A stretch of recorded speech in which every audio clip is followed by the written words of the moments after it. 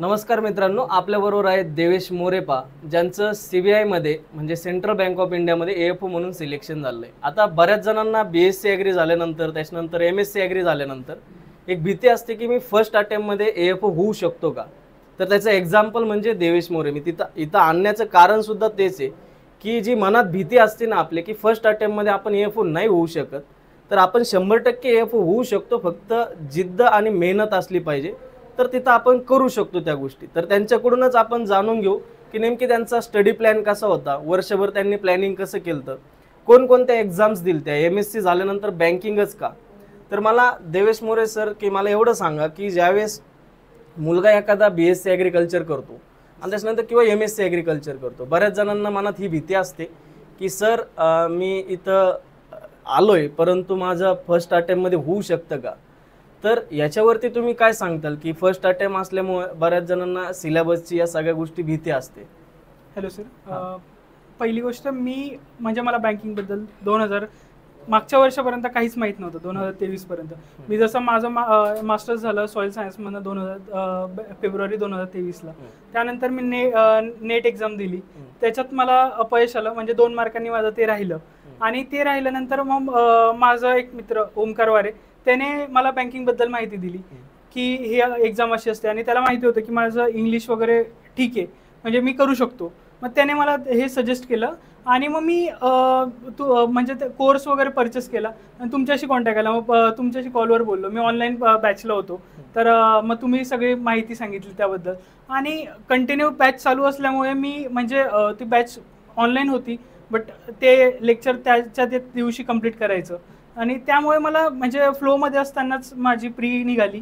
आणि मग मेन्सचा अभ्यास म्हणजे ॲग्रीचं बॅकग्राऊंड असल्यामुळे, पोस्ट ग्रॅज्युएशन झाले असल्यामुळे तो भीती त्या मनाने तेवढी नव्हती. याच्यातून एक गोष्ट आपल्या लक्षात येते की फ्रेंड सर्कल अतिशय व्यवस्थित असलं पाहिजे. कारण मला आठवतं की ज्यावेळेस ते 5 जण रूममध्ये होते आणि पहिल्या वर्षी 4 जण सिलेक्टेड, त्यातले 2 AFO आणि त्याच्यातले 2 PO. म्हणजे ज्यावेळेस आपण आपल्या सर्कलमध्ये राहत असतो त्यावेळेस आपल्याला प्रिपरेशन्सच्या व्यतिरिक्त दुसऱ्या आपल्या डोक्यात काही नसलं पाहिजे. आपला अभ्यास आहे की अभ्यास असला पाहिजे. एक प्लॅनिंगनुसार ज्यावेळेस आपण जातो तर 100% आपल्याला यश भेटतं. आणि दुसरी महत्त्वाची गोष्ट अजून त्यांच्यावरून ही कळते की ज्यावेळेस आपली बॅच सुरू असते त्यावेळेस प्रत्येकजण हे सांगत असतो की आजचं जे होमवर्क आहे ते आजच करा. याने काय होतं, तुमचं जे काय स्टडी असेल तो दररोजच्या दररोज कंप्लीट होत चालतो. नंतर तुम्हाला लोड येत नाही आणि त्याच्यानंतर सिलेक्शन व्हायला सोपं जातं. त्याच्यानंतर देवेश मला एक गोष्ट सांगा की BSc ॲग्रिकल्चरचं बॅकग्राऊंड हे क्वांट नसतं, इंग्लिश नसतं. रिझनिंग एक ठीकठाक जमू शकतं हे सगळ्यांना कळतं, परंतु क्वांट आणि रिझनिंगसाठी नेमकी कशा पद्धतीने तुम्ही गेलते. सर, माझं 12वी पर्यंत मॅथ्स होतं, त्यामुळे जी एकदम अशी भीती नव्हती मला मॅथ्सची. आणि इंग्लिश तर म्हणजे रिडिंग होतं, न्यूजपेपर रिडिंग चालू होतं. आणि प्रदीप पाटील सरांची एक टेस्ट सिरीज होती, क्षितिज सरांची काउन्सिलिंग होती. आणि क्वांटसाठी आकाश सरांसारखा माणूस म्हणजे महाराष्ट्रात असेल किंवा देशात असेल त्यांच्यासारखे कोर्स किंवा त्यांची मंथली स्ट्रॅटेजी सेशन असेल त्याला फॉलो केलं. आणि कायम काउन्सिलिंग तुमची गाईडलाईन्स होते. क्लासेसला म्हणजे काउन्सिलिंगला यायचो. मी ऑनलाईनचा स्टुडंट होतो, बट केव्हाही कॉल केला तरी तुमचा कॉल म्हणजे कधी मला आठवत नाही की सरांनी मला नंतर बोलतो असं सांगितलं आहे. म्हणजे याच्यावरून आपल्याला ही एक गोष्ट कळते की काउन्सिलिंग सगळ्यात महत्त्वाचा पार्ट असतो. त्याच्यात दुसरी महत्त्वाची गोष्ट क्वांट आणि इंग्लिश जे असेल याच्यात टेस्ट सिरीज असतील किंवा काउन्सिलिंगचा पार्ट असेल इंग्लिशमध्ये, ते सगळ्यात महत्त्वाचा रोल प्ले करत असतो. त्याच्यानंतर मला अजून एक गोष्ट सांगा की बऱ्याच जणांना भीती ही असते मॉक टेस्टची, की बरेच जण म्हणतात की सर माझी बॅच झाल्यानंतर मी मॉक टेस्ट करत.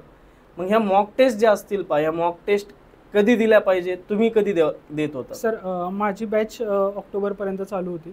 ऑक्टोबरला बॅच संपली आणि मी मॉक म्हणजे क्विजेस देत होतो किंवा टेलिग्राम सेशन्स चालू होते थोडं म्हणजे स्पीड तेवढा नव्हता, बट फॉलो करत होतो. आणि मॉक मी ऑक्टोबरपासून चालू केल्या आणि डेफिनेटली त्याचा फायदा 100% होतो. म्हणजे मॉकमुळे जे वीक पॉईंट आहेत ते पण कळतात आणि ॲग्रिकल्चरचं लक्ष त्याच्याकडे होतंच कंटिन्यू. त्याच्यामुळे त्याच्याही क्विजेस टेलिग्राम सेशन होते, क्विजेस होत्या, त्याही कंटिन्यू चालूच होत्या. आणि म्हणजे मेन म्हणजे त्याच्यात टेस्ट सिरीज सगळ्यात जास्त आपल्याला सांगेल की बघ कोणता पॉईंट आपल्याला वीक आहे आपला. मॉक टेस्टमधून आपले जे वीक पॉईंट्स असतील ते आपल्याला कळतात पा, त्याच्यामुळे मॉक टेस्ट देणं अतिशय गरजेचं असते पा. दुसरी महत्त्वाची गोष्ट अशी असते की सर मी ॲग्रिकल्चर बॅकग्राऊंडचं आहे, परंतु ॲग्रिकल्चरला सोर्सेस असतील, त्याच्यानंतर जे काय तुमच्या रिव्हिजन्स असतील. कारण काय होतं, ज्यावेळेस आपण मॉक देतो इथं आपलं वातावरण वेगळं असतं, इथं तुमचा 100पैकी 80 पण स्कोर येतो. परंतु प्रॉब्लेम होतो काय, ज्यावेळेस आपण एक्झाम हॉलमध्ये जातो तर आपला स्कोर तिथल्यापेक्षा कमी येतो. मग हे ज्यावेळेस होत असतं याला कसं फेस केलं तुम्ही? सर आता माझं पहिलं वर्ष होतं, त्यामुळे मी कम्प्लीट ॲग्रिकल्चर AFOकडेच फोकस करत होतो मी, म्हणजे जनरल बँकिंगकडे वळलेलो नव्हतो. बट मी फक्त फॉर्म भरत होतो आणि म्हणजे ते ॲटमॉस्फिअरशी कॅचअप होत होतं की तो प्रेशर एक्झामला जाणवणार नाही. म्हणजे मी बाकीच्या जनरल बँकिंगच्या पण एक्झाम देत होतो, तिच्यात म्हणजे सक्सेस नाही, बट फक्त की पेपर कसा असतो किंवा लेवल कशी असते, आपण तिथे किती वेळात पझल सॉल्व्ह होतं आहे का, म्हणजे ते तिथे आपलं चेक होतं. त्याच्यासाठी एक्झामचा फॉर्म भरणं सगळ्यात महत्त्वाचं. म्हणजे एक्झाम फॉर्म भरणं सगळ्यात महत्त्वाचं असतं. वर्षभर जेवढ्या काही एक्झाम्स असतील त्या फक्त फॉर्म भरा, यश भेटल किंवा नाही भेटल, तुम्ही तुमचं प्रिपरेशन स्टार्ट ठेवत राहा. त्याच्यानंतर मला अजून 1-2-3 गोष्टी क्लिअर करा की ॲग्रिकल्चर बॅकग्राऊंड असल्यानंतर की बऱ्याच जणांची ही भीती असते की सर मी ज्यावेळेस ॲग्रिकल्चर करतो त्यावेळेस ॲग्रिकल्चर ॲग्रिकल्चर म्हणजे एवढ्याच गोष्टी केल्या जातात, जे जनरल बँकिंग तुम्ही पण नाही केलं, परंतु तुमचं हे पहिलं वर्ष होतं.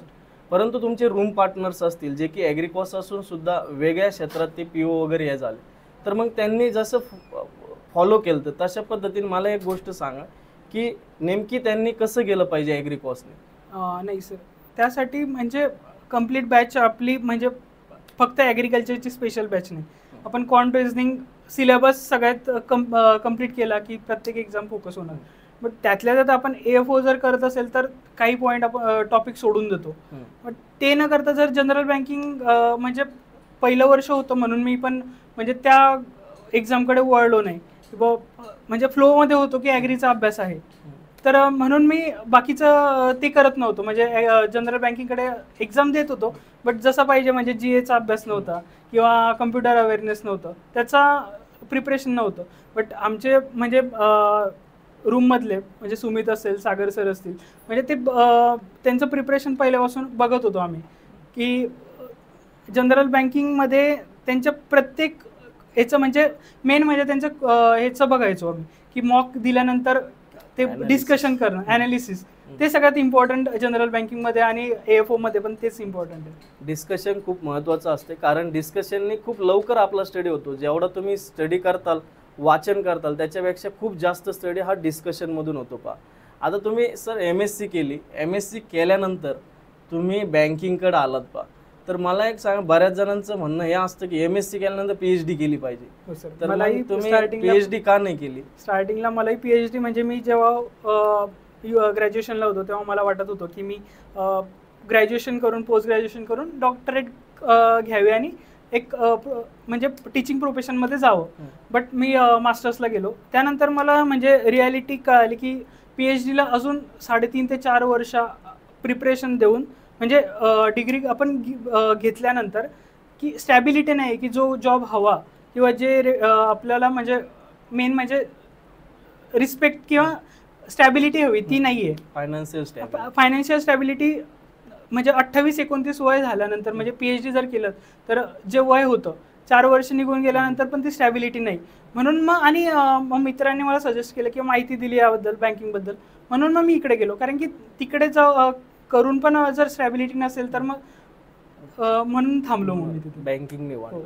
त्याच्यानंतर जे काही नवीन मुलांचा एक थोडासा प्रॉब्लेम हा असतो की दिवसाचं जे प्लॅनिंग असतं, बॅच पण सुरू असते, दिवसाचं प्लॅनिंग कसं असलं पाहिजे, की तुमचं कसं प्लॅनिंग होतं की क्वांटला किती वेळ, रिझनिंगला किती, इंग्लिशला किती, असं तुमचं टाइम टेबल नेमकी कसं असायचं? सर बॅच चालू असल्यामुळे टाइम टेबल म्हणजे ते जेवढ्या क्लासच्या सीट्स आणि ते सॉल्व करण्यामध्येच टाईम जेवढा कम्प्लीट होत होता आणि बाकीचा टाईम मी ॲग्रिकल्चरला देत होतो. म्हणजे ॲग्रीचं जेवढं रिव्हिजन जास्त तेवढं आपलं म्हणजे कन्फ्युजन एक्झाममध्ये ते कमी होणार, त्या दृष्टीने मी आणि फोकस ॲग्रिकल्चरकडे जास्त करत होतो. म्हणजे आपलं प्लॅनिंग व्यवस्थित असलं पाहिजे पा. की क्वांट असेल, रिझनिंग असेल, ॲग्रिकल्चर असेल आणि कन्सेप्ट आणि त्याच्यानंतर रिव्हिजन ॲग्रिकल्चरमध्ये सगळ्यात इम्पॉर्टंट रोल प्ले करत असते पा. या वर्षीचा जो पेपर होता पा, हा 1 लाइनर पेपर होता. हो सर. ज्यावेळेस हा पेपर ज्यावेळेस तुम्ही दिला त्यावेळेस तुम्हाला हे नाही वाटलं की कन्फ्युजन सगळ्यात जास्त होतं पा. बऱ्याच जणांचं याच्यामुळेच प्रॉब्लेम झाला की स्कोर कमी आला, परंतु पेपर तशा पद्धतीने सोपा होता. तर मग हे कन्फ्युजन टाळण्यासाठी तुम्ही काय केलं? तर सर ॲग्रिकल्चर ही म्हणजे मी आता जेव्हापासून बघतोय ही नॉन प्रेडिक्टेबल एक्झाम आहे. म्हणजे प्रीचा कट ऑफ मागच्या वर्षी 17 होता, ह्या वर्षी 36 आला. किंवा म्हणजे कोणी तो एक्झाम प्रेडिक्ट नाही करू शकत. मग आतापर्यंत सगळ्या म्हणायची क्वेश्चन लेंदी असतात, खूप लेंदी येतात, म्हणजे रिडिंग आपण डबल रिडिंग नाही होत. आणि ह्या वर्षी उलटं होतं की सिंगल लायनर क्वेश्चन, आणि जेवढे सिंगल लायनर क्वेश्चन तेवढं कन्फ्युजन सगळ्यात जास्त करतात. आणि ते टाळण्यासाठी रिव्हिजन सगळ्यात महत्त्वाचं. म्हणजे एक वेळ मोठा क्वेश्चन म्हणजे बघून आपल्याला त्याच्याबद्दल थोडी आयडिया येते की हा ह्या रिलेटेड आहे, बट सिंगल लायनर क्वेश्चनमध्ये आपल्याला बाकीचं दुसरं कोणतंच ऑप्शन नसतं, आपल्याला त्याचा परफेक्ट आन्सरच माहिती पाहिजे. त्याच्यासाठी रिव्हिजन सगळ्यात महत्त्वाचे असते. माझा शेवटचा क्वेश्चन की ज्यावेळेस तुम्ही फर्स्ट ट्रायमध्ये ज्यावेळेस AFO होतात त्याच्यानंतर जे काही फिलिंग असते ते पण मी समजू शकतो की काय फिलिंग असते फर्स्ट अटेम्प्टमध्ये ज्यावेळेस होतात, परंतु एवढ्याच यशावरती तुम्ही थांबणार आहे की नाबार्ड? कारण मला बऱ्याच वेळेस तुमचे कॉल्स फक्त नाबार्ड विषयी आलेले आहेत. मग याच्या पुढचं प्रिपरेशन हे कशासाठी असणार आहे? सर डेफिनेटली मी नाबार्डसाठी तुमच्याकडनंच गाईडलाईन्स घेतोय की कसं असतं, काय असतं, म्हणजे ती माहिती काढतोय. आणि त्यासोबतच इंटरनल एक्झाम्स असतील, JIB असेल, CIB असेल, त्याबद्दलही म्हणजे प्रिपरेशन हळूहळू चालू करतोय. म्हणजे मध्ये एक्झामच्या फ्लोमध्ये आहेत, प्रिपरेशनच्या फ्लोमध्ये आहे, तर तो अजून सध्या मोडत नाही आहे. याच्यावरून 2-3 गोष्टी फक्त लक्षात ठेवा की फ्रेंड सर्कल अतिशय व्यवस्थित असलं पाहिजे. ज्यावेळेस आपण फ्रेंड सर्कलमध्ये राहतो त्यावेळेस आपलं डिस्कशन्स असेल, त्याच्यानंतर आपल्या मॉक टेस्ट असतील, याचं जे डिस्कशन आणि ॲनालिसिस चालतं ते अतिशय महत्त्वाचं असतं.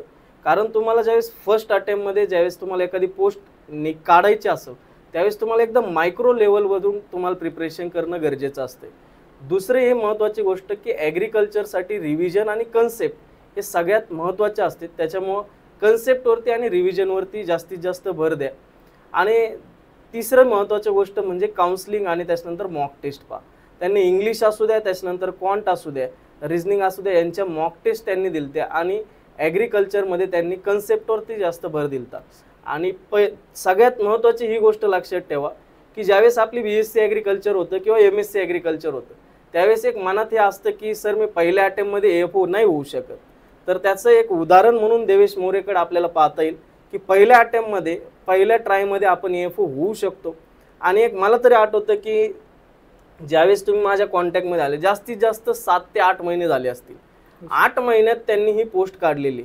तर मग आपण हे पहिल्या वर्षात हे करू शकतो. फक्त आपल्याला जिद्द असली पाहिजे, एक स्मार्ट वर्क आपल्याकडे असलं पाहिजे, त्याच्याशिवाय आपल्याला ही पोस्ट निघणार नाही. त्याच्यामुळे जर तुम्ही जिद्दीने आणि मेहनतीने जर समजा त्या गोष्टी जर केल्या तर 100% आपलं यश भेटू शकतं. देवेश टीम संकल्पतर्फे तुम्हाला पुढच्या वाटचालीसाठी खूप खूप शुभेच्छा. थँक्यू सो इथं आल्याबद्दल धन्यवाद. थँक्यू.